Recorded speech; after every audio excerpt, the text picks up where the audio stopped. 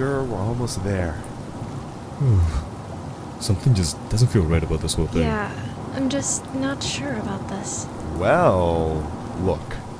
We already signed up, and there's no point in turning back now. Plus, it's a pretty simple job considering the fact that I'm trying to save up for a new... Yeah, for a new whip. We know.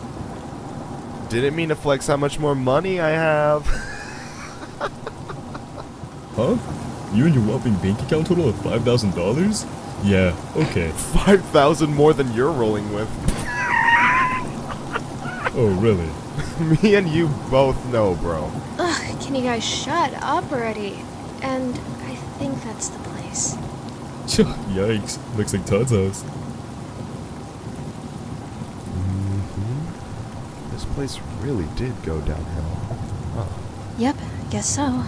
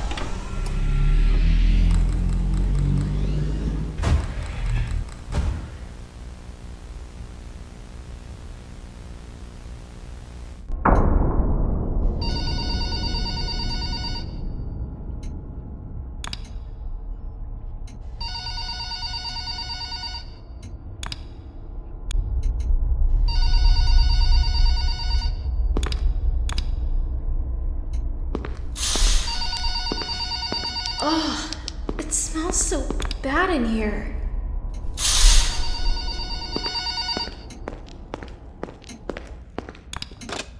Hello! Welcome to your first night. I'd like to congratulate you on the behalf of Tony's Tacos on earning your position here as security personnel. We know it's a big deal, so don't worry. We'll make sure you're equipped with the right tools necessary to complete this job. So with that being said, let's get you acquainted. First of all, in your office there are two important things to know. Number one, your computer, or otherwise known as your security camera. Tapping into your computer should allow you to access your security cameras, which were placed strategically throughout the facility.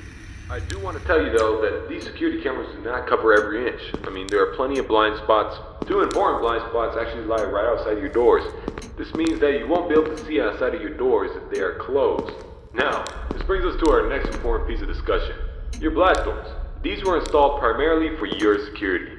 We do realize that you are working a job which has its risks, so in case anything happens, you're being chased, or somebody's trying to break in, you can close these blast doors, make sure that your safety is your priority.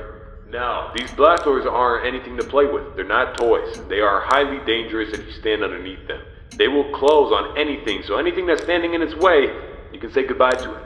It's also critical to realize that these two doors, when closed, put an extreme amount of strain on our only two working generators. So if you don't plan to run out of power and keep the lights on, then keep those doors open. Now, one at a time works, but two at a time is too much for our generators to handle. So please, be careful. Now that may lead you into the question of, well, where are these generators?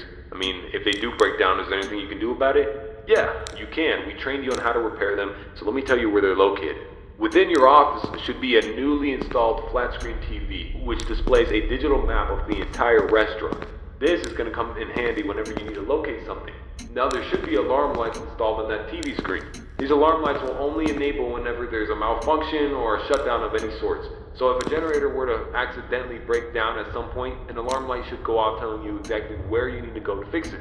Luckily for you, the only two generators which power this entire facility are located in the same area, the parts and service region. The third and only alarm light in the arcade actually corresponds to the ventilation system. We have installed our ventilation reset switch in the arcade.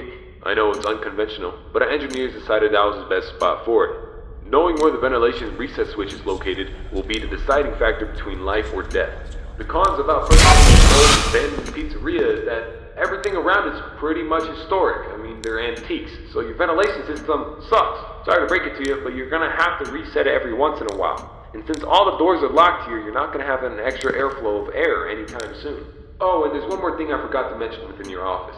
Towards the south wall in the back part of your office should be a small stage. On this stage should be an old and abandoned animatronic. Now this is a relic from the old pizzeria.